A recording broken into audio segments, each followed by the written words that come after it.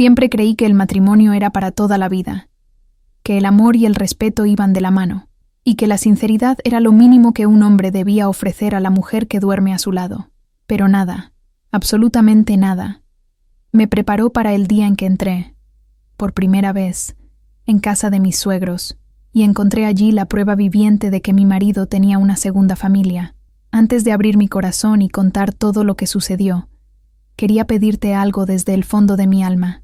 Si esta historia te conmueve, dale a me gusta, suscríbete al canal y comenta desde qué ciudad estás viendo este vídeo. Esto ayuda muchísimo y me hace sentir que no estoy sola mientras lo cuento todo. Ahora, respira hondo y ven conmigo, porque lo que voy a contarte todavía duele. Pero hoy ya consigo transformar ese dolor en aprendizaje. Mi nombre es María de las Gracias, pero todo el mundo me llama Gracia. Tengo 60 años, el cabello ya bastante canoso, recogido casi siempre en un moño, simple, porque la vanidad, con el tiempo, fue dando paso a la practicidad. Mis manos están llenas de pequeñas marcas, los dedos torcidos de tanto fregar ropa en la pila y sujetar la escoba, y mis rodillas crujen cuando me levanto de la silla, recordándome que la edad llegó sin pedir permiso. Nací y crecí en la periferia de Sevilla, en una casita simple de 2 habitaciones, compartiendo colchón con mis 2 hermanas, María Cristina y Rosilén, mientras mi madre, doña Lourdes, se desvivía, en mil para criarnos sola. Mi padre, José, se fue cuando yo aún tenía 8 años. Un día salió a comprar cigarrillos y nunca más regresó. Parece un cliché, lo sé, pero fue exactamente así. Mi infancia fue de mucha penuria económica, pero también de mucha fe. Casi siempre teníamos más café que pan, más esperanza que comida. Pero mi madre nos enseñó a las 3 que la honestidad era algo sagrado. Ella decía: hija, un hombre que miente es peor que un hombre pobre, porque la pobreza la enfrentamos, pero la mentira carcome el alma de la... Madre mía, crecí con eso metido en la cabeza, repitiéndolo como una oración. Quizás por eso, todo lo que pasó después me desgarró tanto por dentro. Conocí a Fernando cuando tenía 23 años. Yo trabajaba como limpiadora por días en casa de una familia de clase media, cerca del centro, y cogía 2 autobuses para llegar allí. Era un día de llovizna, esa que se pega a la ropa y te deja el pelo pegado a la frente.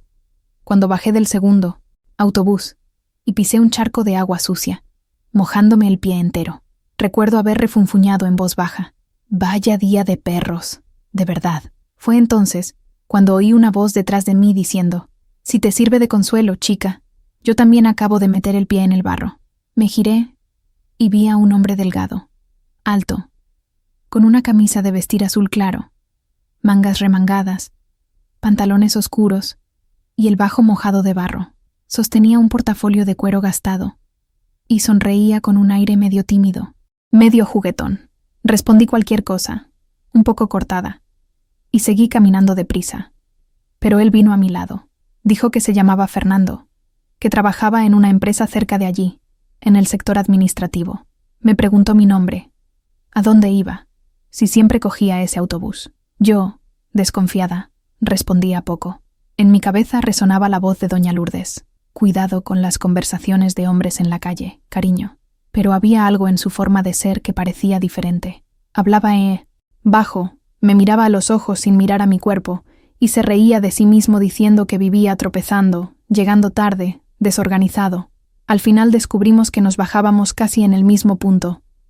Yo para ir a trabajar, él para la oficina. Fueron unas 2 semanas de encuentros casuales en la parada de autobús. Un día llegó con un paraguas grande y me invitó a ponerme debajo, para que no me mojara tanto. Yo dudé, pero entre la vergüenza y la lluvia, elegí el paraguas. Recuerdo su olor, una mezcla de desodorante sencillo con ropa limpia y un poco de café.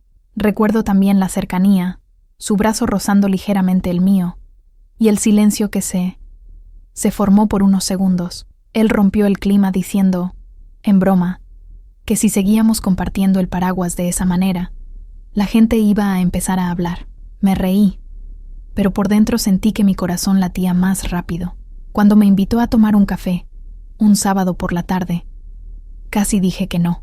Yo ya había tenido un novio Antes, Javier, un chico de la calle de abajo, pero bebía demasiado. Era celoso. Y terminé dejándolo después de una escena fea en la que me empujó delante de todo el mundo. Desde entonces, tenía miedo de involucrarme de nuevo, pero Fernando era atento. Llamaba desde la cabina telefónica para saber si había llegado bien. Respetaba mis horarios. No insistía cuando yo decía que estaba cansada.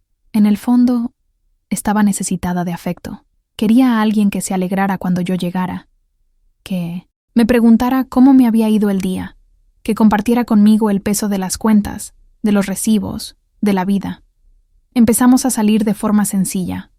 Él venía a mi casa, se sentaba en la terraza de cemento sin pulir con mi madre y mis hermanas, tomaba café colado, comía bizcocho de maíz y conversaba mirando a los ojos a doña Lourdes, llamándola señora y pidiendo la bendición. Mi madre lo quería. Decía que era diferente a los otros chicos del barrio. Más educado, más centrado. Él siempre hablaba de su familia con mucho orgullo.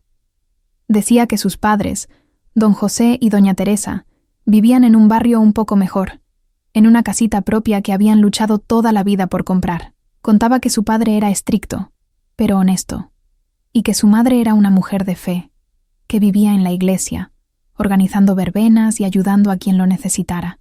Yo, en el fondo, sentía mucha curiosidad por conocer a mis futuros suegros. Siempre imaginé cómo sería tener una suegra que me llamara hija, que me enseñara recetas para el almuerzo del domingo, que me diera consejos de mujer mayor. Yo no tuve un padre presente, no tuve tíos cerca. La familia siempre fue pequeña y dispersa, así que la idea de entrar en una casa llena de parientes me llenaba de esperanza. Pero, desde el principio, había algo extraño.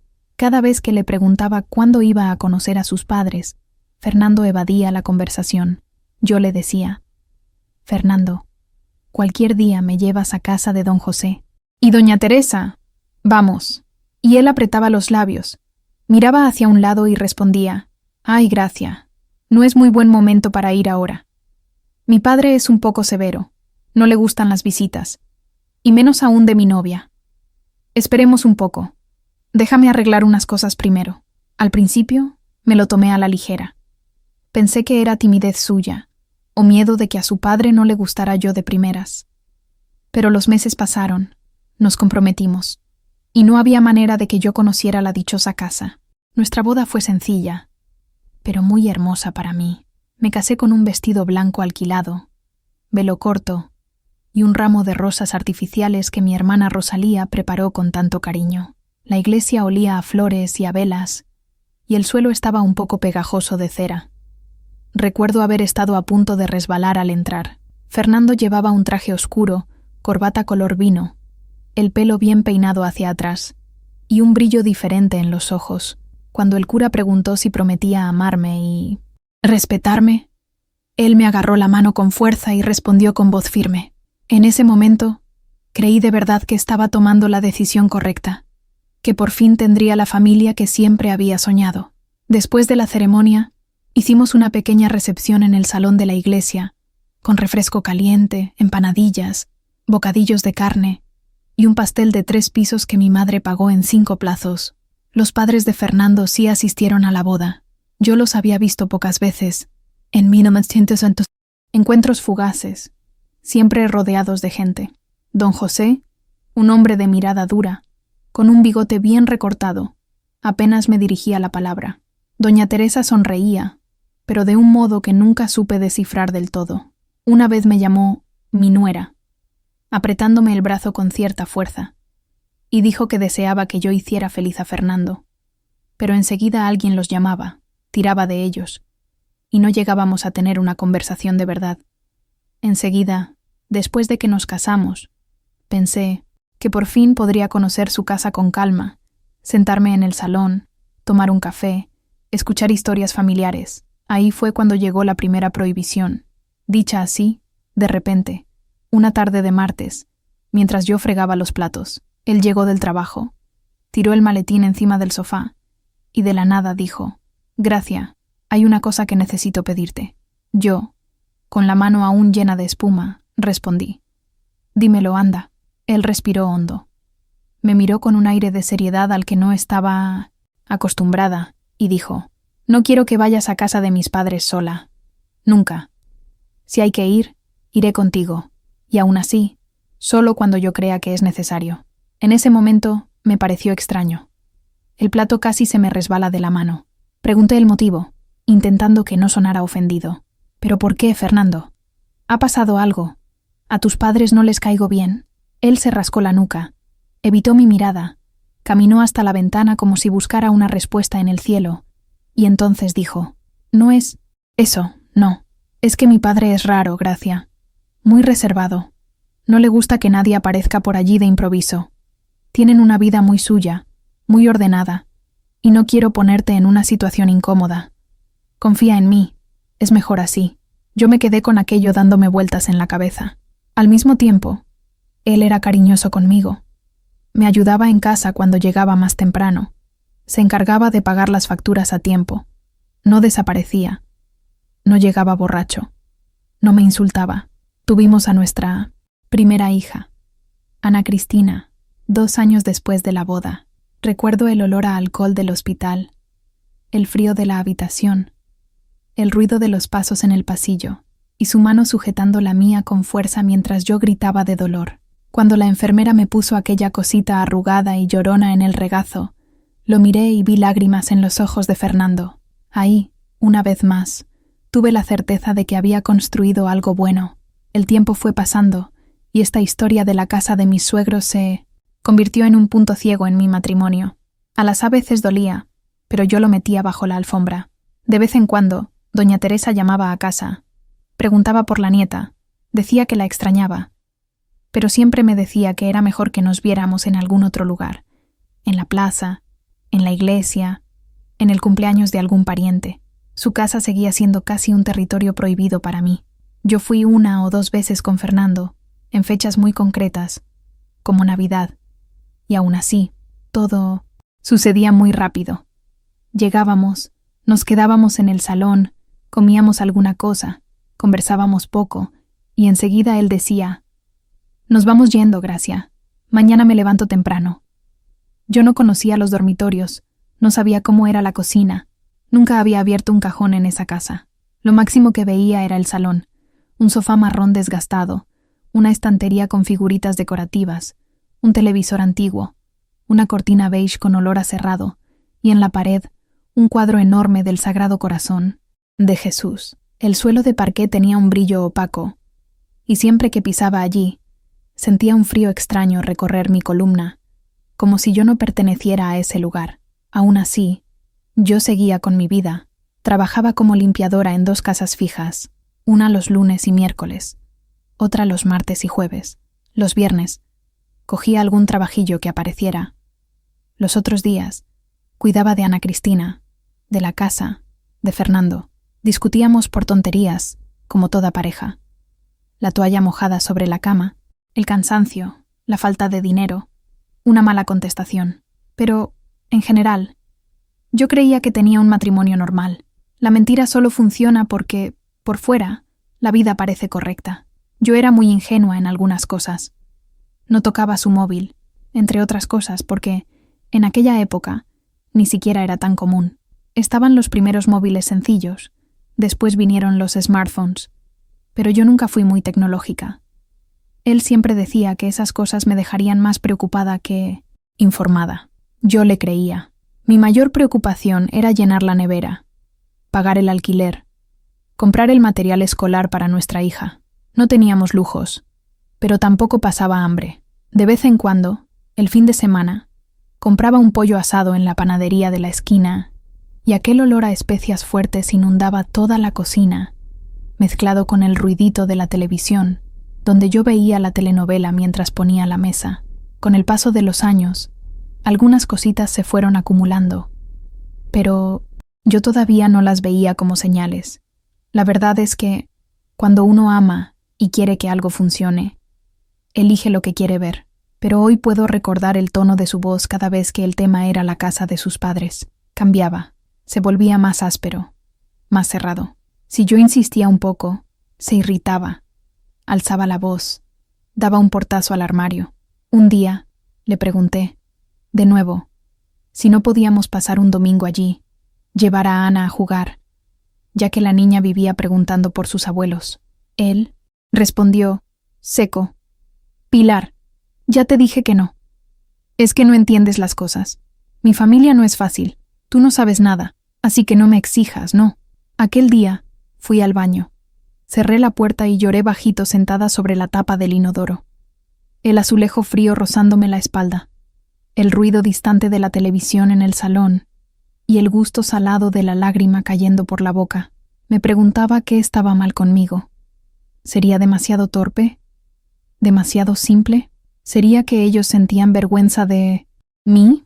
En lugar de desconfiar de él, empecé a dudar de mí misma. Y es así como, poco a poco, una se va empequeñeciendo para caber en la mentira de los demás. Fue solo muchos años después, ya con casi todo desmoronándose dentro de mí, que reuní el coraje para enfrentar aquel límite que él había impuesto desde el principio. Y fue exactamente ese día, una tarde cualquiera, estando él en el trabajo, que decidí ir, por mi cuenta, hasta la casa de mis suegros. Todavía no lo sabía, pero estaba caminando directamente hacia la herida más grande de mi vida. Aquella mañana de jueves, me desperté con un nudo en el pecho, que ya me venía acompañando desde hacía tiempo. Fernando se había ido. Él se fue temprano al trabajo, como siempre, dándome un beso rápido en la frente y diciendo que no volvería hasta el final de la tarde. Ana Cristina ya estaba en el colegio, y la casa se quedó en ese silencio pesado que parece amplificar cada mal pensamiento. Yo me quedé allí, sentada en el 1900, borde de la cama, mirando el armario viejo de madera oscura, escuchando el ruido distante de un camión que pasaba por la calle, y una voz dentro de mí empezó a gritar más fuerte que el miedo. Ve, Gracia, ve a ver con tus propios ojos lo que tanto esconde ese hombre. Tenía la dirección grabada de tanto oírle hablar por teléfono, de tanto verla escrita en tarjetas de Navidad, de tanto repetirla mentalmente cuando alguien preguntaba dónde vivían mis suegros. Calle de las Acacias, número 487. Un barrio que conocía de pasar en autobús, pero en el que nunca había entrado de verdad. Casas sencillas, tapiadas, portones de hierro, jardines pequeños con rosales y menta plantados en latas de pintura. El tipo de vecindario donde todo el mundo sabe de la vida de todo el mundo, donde las señoras barren la acera por la mañana temprano y vigilan a quien pasa. Me vestí despacio, eligiendo una blusa azul clara, unos vaqueros que ya estaban descoloridos de tantos lavados y unas zapatillas marrones que me harían sentir más cómoda para caminar. Me puse un labial clarito, más para darle color a la cara pálida que por vanidad. Me até el pelo en una coleta suelta y cogí el bolso de asa larga donde siempre llevaba la cartera, el DNI, un pañuelo de tela, caramelos de menta y la llave de casa. El corazón me latía tan fuerte que sentía el pulso palpitando en el cuello. Antes de salir, me persigné frente al cuadro de Nuestra Señora que cuelga cerca de la puerta de la cocina, susurrando: «Protégeme, madre. Dame fuerzas». El autobús tardó unos 20 minutos en pasar. Me quedé allí en la parada, bajo aquella marquesina sucia de grafitis y carteles rotos, viendo a gente subir y bajar, oyendo el ruido de una moto acelerando, de un perro ladrando a lo lejos, de música sonando en algún coche parado en el semáforo. Cuando el autobús finalmente llegó, subí por los escalones desgastados, pasé mi tarjeta de transporte por el lector que pitó y fui a sentarme al fondo, cerca de la ventana. El asiento de plástico duro estaba caliente por el sol, y el olor a gasóleo mezclado con el perfume barato de alguien que acababa de bajarse me provocó un ligero mareo. Apoyé la frente en el cristal empañado, sintiendo la vibración del motor recorrer mi cuerpo entero, mientras veía la ciudad pasar: panadería, farmacia, tienda de ropa, callejón oscuro, muro pintado con grafitis, un niño corriendo tras una cometa. Me bajé 2 paradas antes, porque quería caminar un poco, respirar, quizá incluso dar marcha atrás, pero mis pies me llevaron, casi en automático, por la acera estrecha y llena de baches. Pasé junto a una señora regando plantas, que me miró de reojo, y junto a un hombre que arreglaba una bicicleta en el garaje, que ni siquiera levantó la cabeza. La calle de las Acacias Era exactamente como la imaginaba. Tranquila, llena de árboles antiguos que proyectaban una sombra espesa sobre el asfalto agrietado. Algunos coches, viejos estacionados, portones cerrados, silencio de entresemana. Cuando vi la placa con el número 487, se me revolvió el estómago. La casa era sencilla, pintada de beige claro, con una verja verde delante, un portón de hierro que chirriaba, y un enorme árbol de jabuticaba en el patio trasero, lleno de frutos oscuros colgando de las ramas bajas. Me detuve allí en la acera, mirando aquella casa que debería resultarme familiar, pero que siempre me había sido extraña. Mi mano sudaba mientras sujetaba el asa del bolso. Respiré hondo, tragué saliva y caminé hasta el portón. Apoyé la mano en el frío hierro y empujé ligeramente. El portón se abrió con un gemido fuerte, que pareció resonar por toda la calle. Esperé, quieta allí en medio del camino de cemento que llevaba hasta la puerta principal, aguardando que alguien apareciera.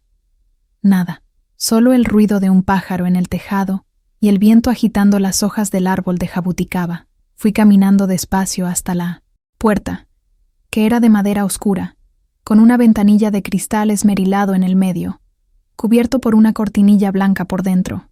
Llamé 3 veces, golpes suaves, casi tímidos. Nada, esperé un poco más. El corazón me latía tan rápido que pensé que iba a desmayarme allí mismo. Volví a llamar, esta vez un poco más fuerte. Fue entonces cuando escuché pasos viniendo de dentro, pasos apresurados, ligeros, como de un niño corriendo. Y entonces la puerta se abrió. Una niña de unos 7 u 8 años estaba allí delante de mí, pelo castaño claro, ondulado, recogido en 2 coletas con un lazo rosa, ojos castaños grandes y brillantes, piel clara con un lunar en la barbilla. Llevaba puesto un vestidito floreado, azul y blanco, y estaba descalza. Me miró con esa curiosidad inocente de niña, la cabeza ligeramente ladeada, y preguntó con voz muy fina: «¿Con quién quiere hablar, señora?» Me quedé muda. No esperaba a una niña. Pensé que iba a encontrar a doña Teresa o a don José, o incluso la casa vacía. ¿Pero una niña? Forcé una sonrisa y respondí, con la voz algo ahogada: «Hola, cariño. Vine a hablar con doña Teresa». «¿Está ella?» La niña gritó hacia el interior de la casa, girando la cabeza, pero sin apartarse de la puerta. «Mamá, hay una señora aquí». «Mamá», ella dijo mamá. Se me heló el corazón.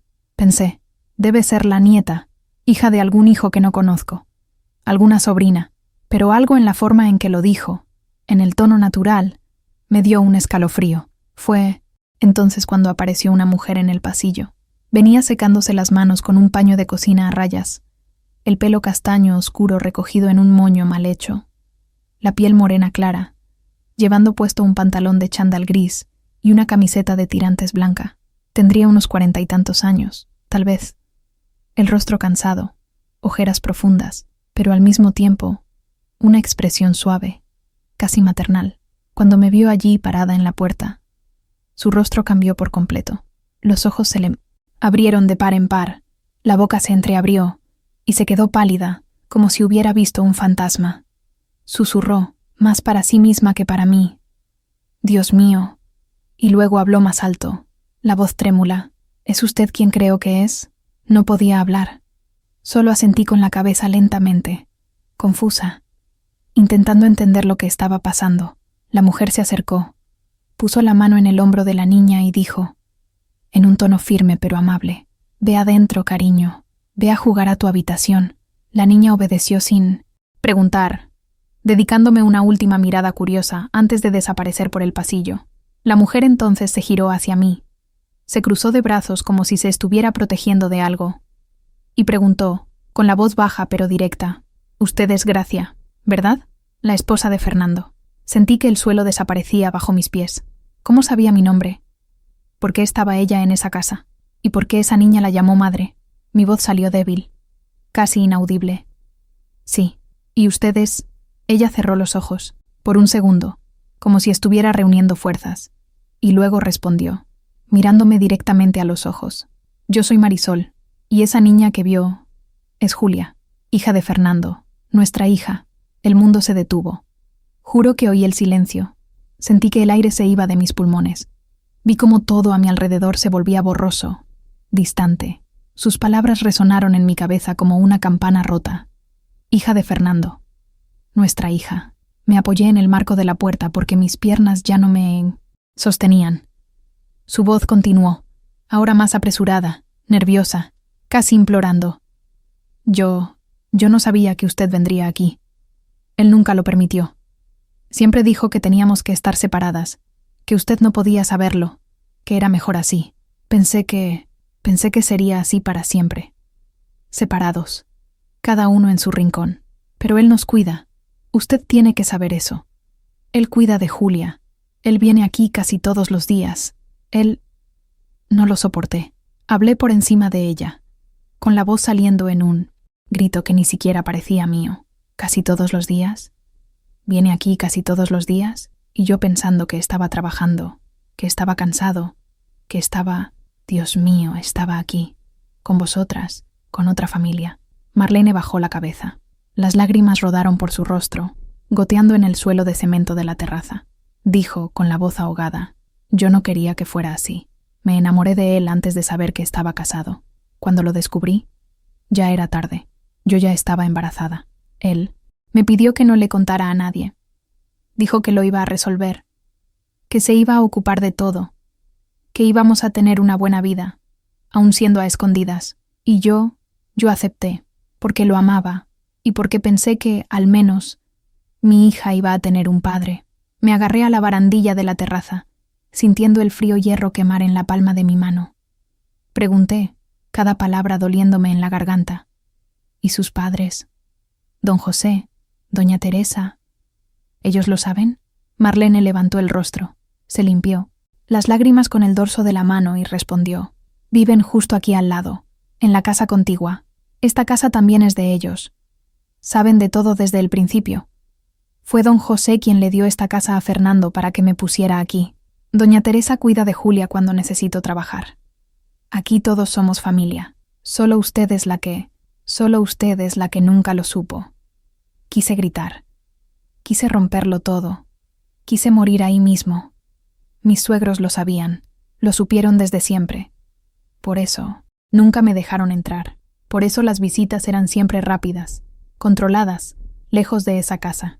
Porque al otro lado del muro, literalmente a pocos metros de distancia, estaba la otra vida de mi marido. La otra mujer, la otra hija. Fue en ese momento cuando oí una voz de hombre que venía de dentro de la casa. Una voz que conocía mejor que la mía propia. Fernando. Estaba ahí dentro. Marlene abrió mucho los ojos, asustada, y susurró. Vino antes hoy.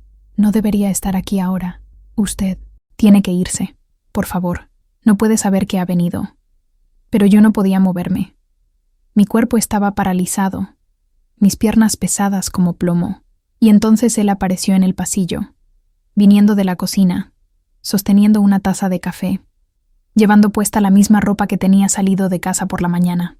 Cuando me vio allí, parada en la puerta, su rostro perdió todo el color. La taza se le resbaló de la mano y se hizo añicos en el suelo. El ruido de la vajilla rota mezclado con el café, oscuro esparciéndose por el piso. Él no dijo nada, yo tampoco.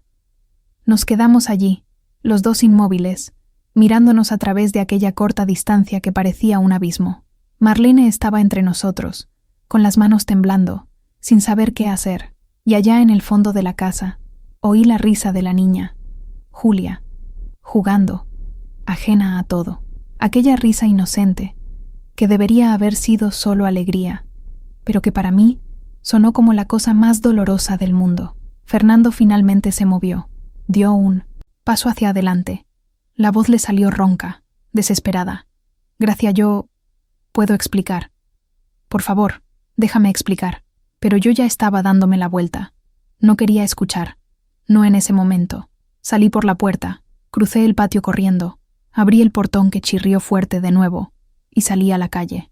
Él gritó mi nombre a mis espaldas, pero yo no me detuve. Caminé, rápido, casi corriendo, las lágrimas empañando mi visión. La gente en la calle volteándose a mirarme, pero no me importaba. Solo quería esfumarme, desaparecer despertar de aquella pesadilla. Cuando finalmente me detuve, estaba en una plaza a pocas manzanas de distancia, sentada en un banco de madera agrietado, bajo un flamboyán, las flores rojas caídas en el suelo alrededor de mis pies. Lloré allí, sola, con la cabeza entre las manos, sintiendo que mi mundo entero se desmoronaba. Todo lo que creía saber sobre mi vida, sobre mi matrimonio, sobre el hombre que dormía a mi lado hacía más de 30 años, era mentira. Mentira. Y yo había sido la única idiota que no lo sabía. No sé cuánto tiempo me quedé sentada en aquel banco. El sol fue descendiendo, la sombra del árbol cambió de lugar, y yo seguí allí, mirando el suelo cubierto de pétalos rojos, sintiendo un vacío tan grande dentro de mí, que parecía que alguien me había arrancado los órganos con las manos. Mi móvil sonó varias veces dentro del bolso. Yo sabía que era él, pero no podía contestar. Solo de imaginar su voz al otro lado, inventando excusas, pidiendo perdón, tratando de minimizar lo que yo había visto, me daban arcadas de vómito. Cuando el cielo empezó a volverse anaranjado, me levanté. Mis piernas estaban dormidas, y tuve que sujetarme al respaldo del banco para no caerme. Caminé hasta la parada de autobús más cercana, tomé el primero que pasó, y volví a casa en piloto automático. El autobús estaba lleno, gente rozándome, olor a sudor mezclado con perfume demasiado dulce, ruido de música alta en los auriculares de alguien, pero yo estaba completamente desconectada. Era como si estuviera viendo todo de lejos, a través de un cristal grueso que amortiguaba el sonido y apagaba los colores. Cuando llegué a casa, ya era casi de noche. La luz del salón estaba encendida. Él estaba allí. Respiré hondo antes de abrir la puerta, preparando mi cuerpo para la confrontación que sabía que vendría. Entré despacio. Cerré la puerta detrás de mí con cuidado y encontré a Fernando sentado en el sofá, la cabeza entre las manos, los hombros encorvados. Levantó el rostro cuando me oyó entrar. Sus ojos estaban rojos, hinchados, como si hubiera llorado también, pero no sentí lástima. Solo sentí rabia. Se levantó rápido, dio 2 pasos en mi dirección, pero se detuvo al ver la expresión de mi rostro. Empezó a hablar, tropezando con las palabras. Gracia, por el amor de Dios, escúchame. Sé que estás enfadada, sé que estás herida, pero déjame explicarte cómo sucedió todo. No fue planeado. Lo juro. Nunca quise hacerte daño. Eres la mujer de mi vida. Eres la madre de mi hija. Eres... Levanté la mano, cortándole en mitad de la frase. Mi voz salió gélida, más tranquila de lo que imaginaba que podría. No. No vas a explicarme nada ahora. No quiero escuchar. Necesito tiempo para procesar esto, para entender la magnitud de la mentira que tú construido. 30 años, Fernando. 30 años durmiendo en la misma cama que yo, mirándome a los ojos, haciéndome creer que teníamos una vida, que éramos una familia. Y todo el tiempo tenías otra mujer, otra hija, otra casa. Y tus padres lo sabían. Todo el mundo lo sabía, menos yo. Él intentó hablar de nuevo, pero no lo permití. Recogí mi bolso, que se me había caído al suelo, y fui directa a la habitación. Cerré la puerta con llave. Lo oí del otro lado, golpeando suavemente, llamando mi nombre, implorándome que abriera. Pero me tiré a la cama, hundí el rostro en la almohada y dejé que saliera todo, lo que estaba atrapado dentro de mí, un llanto profundo, que salía del fondo del alma, que hacía que todo mi cuerpo temblara, que mojaba la almohada hasta dejarla empapada. Esa noche no dormí, me quedé mirando al techo, repasando cada momento de los últimos años, tratando de encontrar las señales que no había visto, y estaban allí, siempre lo estuvieron. Las llamadas que atendía en el baño, la voz baja, el cuerpo tenso, las veces que llegaba a casa oliendo diferente, un perfume suave, que yo creía que era de alguna compañera de trabajo, los fines de semana que decía que necesitaba hacer horas extra, o ayudar a un amigo, o resolver un problema en la empresa. Las excusas siempre tan bien construidas, tan creíbles. Era bueno en eso, bueno para mentir mirándome a los ojos. Y también estaba aquel día, hace unos años, cuando encontré un juguete de niño en el maletero de su coche, un osito de peluche pequeño, marrón, con un lazo rojo en el cuello. Le pregunté de quién era, y me dijo, sin pestañear, lo compré para regalárselo a la hija de un compañero de trabajo. Su cumpleaños. Olvidé entregarlo. Yo creí. Por supuesto que creí. ¿Por qué iba a dudar? Ahora sé que ese osito era para Julia, para la niña que yo ni siquiera sabía que existía. En los días siguientes, la rutina de la casa se convirtió en un infierno silencioso. Fernando intentaba hablar conmigo, pero yo le esquivaba. Él intentaba tocarme, pero yo me apartaba. Compartíamos el mismo espacio, pero era como si fuéramos dos extraños. Ana Cristina, que ya era adulta y todavía vivía con nosotros mientras terminaba la universidad, se dio cuenta de que algo andaba mal. Me preguntó una tarde, mientras doblábamos ropa en el lavadero: «Mamá, ¿qué está pasando contigo y papá? Ya ni siquiera se miran». No pude contárselo. Todavía no. Tenía miedo de destruir la imagen que ella tenía de su padre. Así que mentí, exactamente como él me había mentido a mí durante tanto tiempo. Es solo cansancio, hija mía. Cosas de pareja. Ya pasará. Pero no pasaba. La rabia dentro de mí solo crecía. Y junto con la rabia venía la humillación.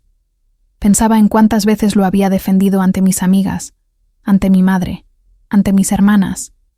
Cuántas veces había dicho: mi marido es trabajador, mi marido es honesto, mi marido me respeta. Y todo el tiempo yo era un motivo de lástima. La mujer engañada, la idiota que no sabía nada. Una semana después de aquel descubrimiento, recibí una llamada. Era un número que no conocía. Contesté con recelo. Y del otro lado, oí la voz de Marlene. Hablaba bajo, nerviosa. «Gracia, sé que no quieres hablar conmigo. Lo entiendo. Pero necesitaba decirte una cosa. Yo no sabía, cuando empecé con él, que tú existías. Él me dijo que era soltero. Cuando descubrí la verdad, ya estaba embarazada de 5 meses. Pensé en abortar, pero no pude. Y él me convenció de quedarme. Dijo que iba a cuidarme, que le daría todo al niño. Y él cumplió. Siempre cumplió. Pero sé que eso no cambia nada para ti. Sé que soy parte del problema. Y lo siento mucho, muchísimo». Escuché todo en silencio. Cuando ella terminó, solo pude decir: «¿Crees que quiero tu lástima? ¿Crees que eso marca alguna diferencia ahora? Destruiste mi vida. Tú y él». Y le colgué. Pero sus palabras se quedaron resonando. ¿Sería ella? ¿Víctima también? ¿O era cómplice? Ya no sabía qué pensar. Mi cabeza era un lío, llena de preguntas sin respuesta, de dolor sin alivio. Fernando empezó a ser más insistente. Una noche, entró en la habitación, a pesar de que le había pedido que durmiera en el sofá, y se arrodilló al lado de la cama. Me agarró la mano con fuerza y comenzó a hablar, con la voz quebrada. «Gracia, me equivoqué. Me equivoqué muchísimo. Pero te amo. Siempre te he amado. Marlene fue un error, un momento de debilidad. Estaba confundido, estaba cansado, y ella apareció en mi vida en el momento equivocado. Pero tú eres mi esposa, tú eres mi verdadera familia. La otra era solo una obligación, por culpa de la niña. Yo no podía abandonar a una niña. ¿Entiendes esto, verdad?» Retiré mi mano con asco. Respondí con la voz tajante: «¿Obligación? ¿Llamas obligación a tener una casa al lado de tus padres para tu amante? ¿Ir allí todos los días? ¿Cuidar de ella, de la hija? ¿Construir una vida paralela? Eso no es obligación, Fernando. Eso es elección. Y elegiste mentirme todos los días. Durante años. Me mirabas a los ojos y mentías. Me besabas y mentías. Decías que me amabas y mentías». Él intentó argumentar, pero yo no lo permití. Le ordené que saliera de la habitación. Y esta vez obedeció. Pero yo sabía que aquello no iba a terminar allí. Sabía que tarde o temprano tendría que tomar una decisión: quedarme o irme, perdonar o romper. Pero en aquel momento no tenía fuerzas para nada. Solo tenía ganas de desaparecer. Fue entonces cuando empecé a notar otras cosas, pequeñas cosas que, solas, no significarían nada, pero juntas pintaban un cuadro aún más sombrío. Encontré, En un cajón viejo que casi nunca abría, un sobre amarillento. Dentro había fotos. Fotos de Julia de bebé, de Marlene embarazada, sonriendo a su lado, de cumpleaños, de fiestas, de momentos felices, una vida entera documentada, escondida allí, a pocos metros de donde yo dormía todas las noches.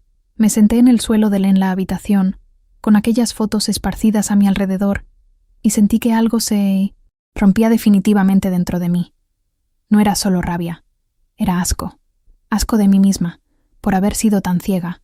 Asco de él, por haber sido tan cruel. Asco del mundo, por permitir que eso sucediera. Esa misma semana, fui a casa de mi hermana, Rosalía. Ella vivía en un apartamento pequeño, con su marido y 2 hijos, pero siempre tenía espacio para mí. Cuando llegué, se dio cuenta al instante de que algo andaba mal. Me hizo pasar, me sentó en el sofá y preguntó: «¿Qué pasa, Kira?» «Gracia».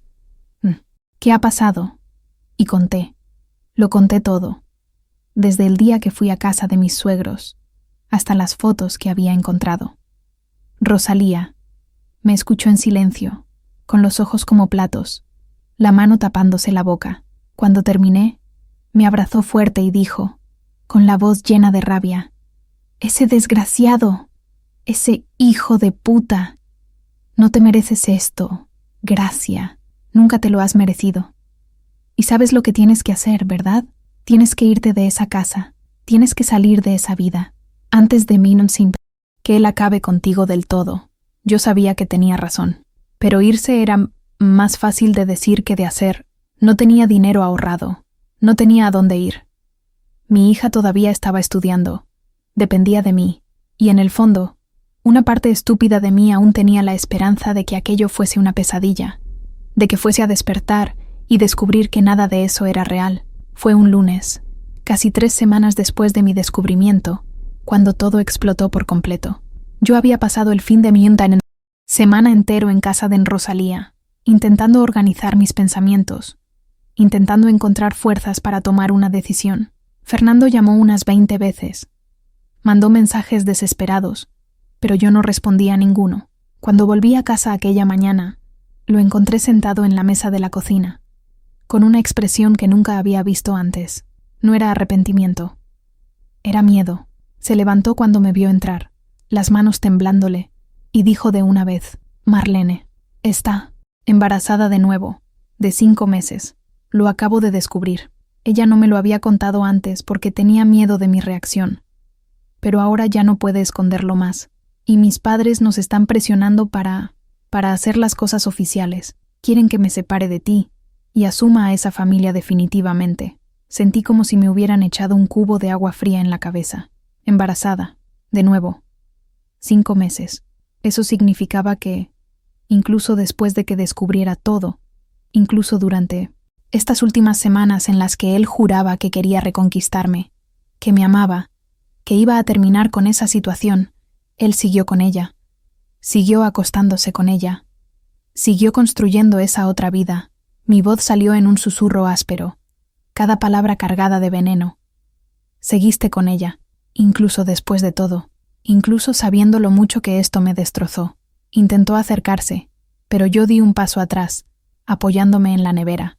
Habló rápido, tropezando con las palabras. «Fue antes de mí, que lo descubrieras, Gracia. El embarazo fue antes, te lo juro. Yo no lo sabía. Ella me lo contó ahora porque ya no pudo esconderlo más. Pero yo no quiero quedarme con ella. Quiero quedarme contigo. Yo te elijo a ti. Siempre te elegí a ti». Solté una risa amarga, sin humor alguno. «¿Me elegiste? ¿Me elegiste cuando construiste una casa al lado de tus padres para meterla a ella? ¿Cuando la volviste a embarazar? ¿Cuando pasaste 30 años mintiéndome a la cara? ¿Qué clase de elección es esa, Fernando?»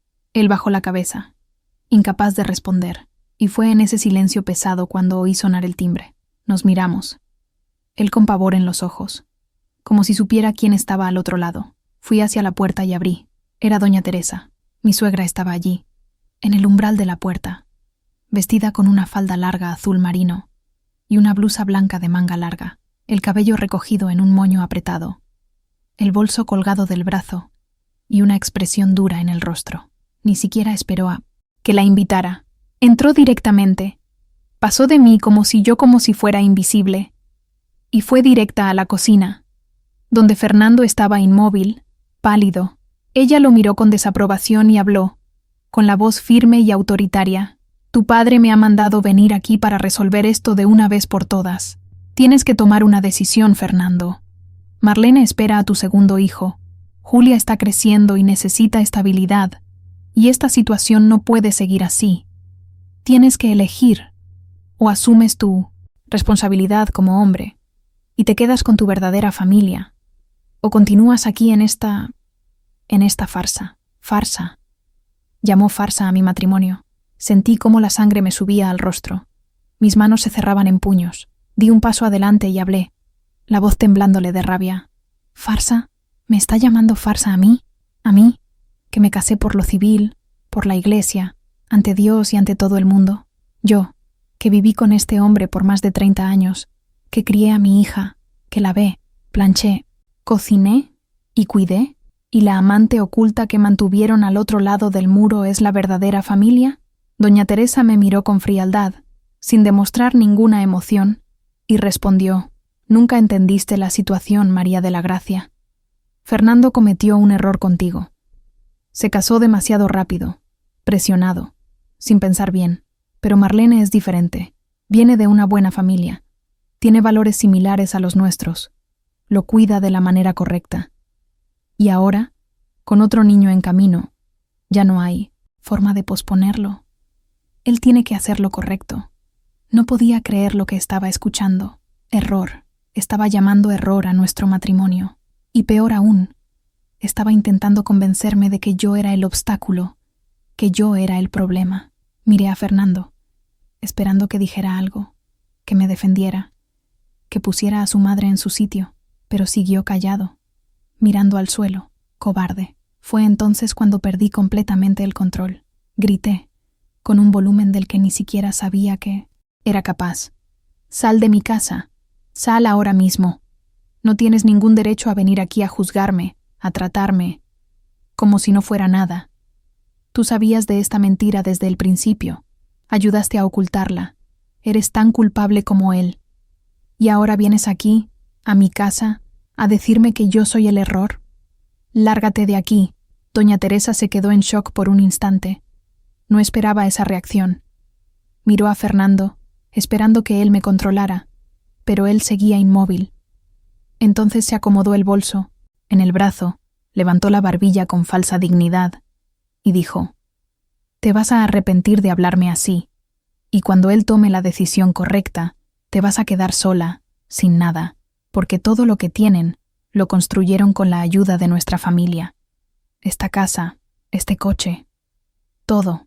¿Crees que él podría mantener a 2 familias solo? Piénsalo bien. Salió, dando un portazo al cerrar. El ruido resonó por toda la casa, y el silencio que vino después era ensordecedor. Me quedé allí, parada en medio del salón, temblando de pies a cabeza. Las lágrimas me corrían por el rostro. El corazón me latía tan fuerte que me dolía el pecho. Fernando por fin se movió. Se acercó a mí, intentó sujetarme por los hombros, pero lo empujé con fuerza. Grité de nuevo. «No me toques, no me toques.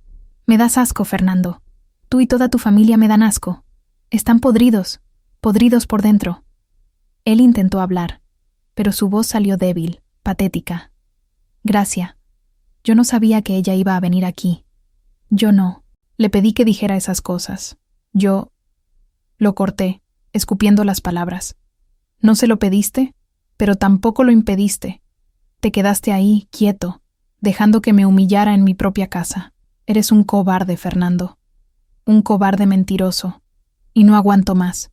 No aguanto más verte la cara. No aguanto más respirar el mismo aire que tú». Fue en ese momento cuando llegó Ana Cristina. Había ido a la universidad por la mañana, pero había olvidado un cuaderno y volvió a buscarlo. Cuando abrió la puerta, nos encontró así. A mí llorando, gritando, a Fernando acorralado, la casa completamente patas arriba. Soltó la mochila en el suelo y preguntó asustada, «¿Qué está pasando aquí? Mamá, ¿por qué estás llorando? Papá, ¿qué has hecho?». Miré a mi hija, a ese rostro inocente, lleno de preocupación, y supe que ya no podía seguir escondiéndolo, ya no podía protegerla de la verdad. Respiré hondo, limpié las lágrimas con el dorso de la mano, y dije, con la voz más firme de lo que creía, que conseguiría: siéntate, hija mía. Necesito contarte una cosa. Y tu padre se va a quedar aquí y escuchar con nosotras, porque él necesita ver el destrozo que ha hecho. Ana se sentó despacio en el sofá, sus ojos yendo de mí a él, intentando entender. Empecé a contar. Lo conté todo. El descubrimiento, Marlene, Julia, el segundo embarazo, la connivencia de los abuelos, las mentiras, los años de engaño. Cada palabra salía como una cuchilla, cortando, desgarrando, exponiéndolo todo. Ana se quedó inmóvil, el rostro cada vez más pálido, los ojos llenándose de lágrimas. Cuando terminé, se giró hacia su padre y preguntó, la voz quebrándose: ¿Es verdad? ¿Todo esto es verdad? Fernando intentó acercarse a ella, pero ella se apartó, levantándose del sofá. Balbuceó: hija, te lo puedo explicar. No fue así como lo está contando tu madre. Pero Ana no lo permitió. Gritó, sollozando: ¿Cómo que no fue así? ¿De qué otra forma se cuenta que has traicionado a mi madre durante, 30 años? ¿Que tienes otra hija? ¿Que tienes otra familia? ¿Cómo nos haces esto, papá? ¿Cómo? Fernando intentó hablar, pero no le salió nada. Solo se quedó allí, con los hombros caídos, el rostro mojado de lágrimas, viendo a su hija derrumbarse delante de él. Ana me miró y dijo, entre sollozos: tenemos que irnos de aquí, mamá. No puedo quedarme en esta casa. No puedo mirarle. Estuve de acuerdo. Cogí mi bolso, algo de ropa tirada en una bolsa, y salí por la puerta con Ana. Fernando gritó nuestros nombres. Pidió que esperáramos, que habláramos, pero no miramos hacia atrás. Bajamos las escaleras del edificio. Entramos en mi coche viejo y conduje sin rumbo, solo queriendo alejarnos de allí. Terminamos yendo de nuevo a casa de Rosalinda. Cuando abrió la puerta y nos vio así, destrozadas, ni siquiera preguntó nada. Solo abrió los brazos y nos abrazó fuerte, permitiéndonos llorar en su hombro. Aquella noche, Ana, Rosalinda y yo nos quedamos charlando hasta la madrugada, intentando entender qué iba a pasar ahora, cómo íbamos a reconstruir la vida a partir de aquel caos. Y por primera vez en semanas, incluso con todo aquel dolor, sentí un pequeño alivio, porque ahora ya no había vuelta atrás. La verdad estaba expuesta, y yo ya no necesitaba fingir que todo estaba bien. Los días siguientes fueron los más difíciles de mi vida. Ana y yo nos quedamos en casa de Rosalinda durante casi un mes, durmiendo en el sofá del salón, compartiendo el baño, con su familia, intentando reorganizar la cabeza y el corazón. Mi hermana fue un ángel durante aquel periodo. Nos cuidó, nos preparó comida, escuchó mis desahogos de madrugada, sujetó mi mano cuando pensaba que no iba a aguantar ni un día más, pero yo sabía que no podía quedarme allí para siempre. Necesitaba tomar una decisión, reconstruir mi vida, encontrar un camino. Fernando llamaba todos los días, varias veces, dejaba mensajes largos, llorando, pidiendo perdón, diciendo que iba a terminar todo con Marlene, que iba a dejar aquella casa, que iba a hacer cualquier cosa por tenerme de vuelta. Pero sus palabras ya no significaban nada para mí. Eran vacías, huecas, falsas. Yo había aprendido, de la manera más dolorosa posible, que sus promesas no valían nada. Después de algunas semanas bloqueé su número. Necesitaba silencio, paz, para poder pensar. Fue Cristina, mi otra hermana que vivía en Madrid, quien me dio la idea. Llamó un día, cuando se enteró de todo, y me dijo con esa firmeza suya: Gracia, vente para acá. Hay trabajo aquí, hay espacio en mi casa hasta que te estabilices, y podrás empezar de nuevo lejos de todo esto. Tráete a Ana también. Las dos necesitáis un nuevo comienzo. Al principio tuve miedo. Madrid era lejos, era grande, era aterrador. Había pasado la vida entera en Sevilla. Conocía cada calle, cada esquina. Irme de allí era como arrancarme las raíces, pero al mismo tiempo sabía que quedarme sería peor. Seguiría tropezando, con él, con su familia, con los recuerdos de aquella mentira. Así que Después de mucho pensar, de hablar con Ana y de llorar algunas noches más, tomé la decisión. Nos iríamos. Antes de marcharme, tenía que resolver los asuntos legales. Busqué una abogada, la doctora Elena, una mujer de unos 50 años, pelo corto, gafas de montura roja, que hablaba con firmeza, pero con delicadeza. Le conté todo, le mostré fotos, mensajes, pruebas de la traición, de la segunda familia. Ella me escuchó con atención y dijo: «Tienes un caso sólido, María del Carmen. Bigamia encubierta, abandono emocional. Todo eso cuenta. Tienes derecho a una buena parte de los bienes, a pensión alimenticia si la necesitas, y él tendrá que asumir las consecuencias, pero tienes que estar preparada, porque será un proceso largo y doloroso. Él intentará negociar, usará a sus padres para presionarte, hará todo lo posible por pagar menos. ¿Estás dispuesta a luchar?». La miré a los ojos y respondí, con una certeza que no sabía que tenía dentro de mí: «Lo estoy. Voy a luchar, no por el dinero, sino porque merezco justicia. Merezco ser reconocida como la esposa que fui, como la mujer que dedicó su vida entera a ese hombre, y él tendrá que responder por todo». El proceso de divorcio comenzó. Las audiencias fueron horribles. Tenía que sentarme en la misma sala que él, oírle inventar excusas, verlo llorar, haciéndose pasar por víctima. Doña Teresa y don José iban con él, sentados detrás, mirándome con desprecio, pero no agaché la cabeza. Los miraba directamente, con la dignidad que habían intentado robarme. La parte más difícil fue cuando su abogada intentó alegar que yo había abandonado el hogar, que había salido de la casa sin motivo, y que por eso no tendría derecho a nada. Sentí la sangre hervir. La doctora Elena replicó al instante, presentando todas las pruebas de la traición, de los años de mentiras, de la segunda familia mantenida con dinero que debería haber sido nuestro. El juez lo escuchó todo. Analizó los documentos y me dio la razón. Fernando fue obligado a dividir los bienes, a pagar una indemnización por daños morales y a asumir públicamente la existencia de las dos familias. Cuando se emitió la sentencia, no sentí victoria, solo sentí un cansancio profundo, porque ningún dinero, ninguna sentencia judicial me devolvería los años que perdí, la confianza que fue destruida, la inocencia que jamás volvería a tener. Pero al menos, ahora, tenía un cierre, tenía una puerta cerrada detrás de mí y una nueva abierta delante. Ana y yo nos mudamos a Madrid una fría mañana de julio. Cristina nos recogió en la estación de autobuses, con aquella amplia sonrisa suya, los brazos abiertos. La ciudad era ruidosa, llena de gente corriendo, bocinas, edificios altos que parecían tocar el cielo, pero había algo liberador en aquel caos. Nadie me conocía allí. Nadie sabía mi historia. Podía ser quien quisiera. Conseguí un empleo en 1900 en una casa particular, cuidando de una anciana, doña Olga, una mujer dulce que me trataba con respeto, que conversaba conmigo, que me veía como a una persona. El sueldo no era mucho, pero era suficiente. Ana consiguió trasladar la universidad, terminó el curso, y hoy trabaja como profesora en una escuela municipal. Ella construyó su vida, conoció gente nueva, y poco a poco fue curando las heridas que su padre dejó. Yo, por otro lado, tardé más en recuperarme.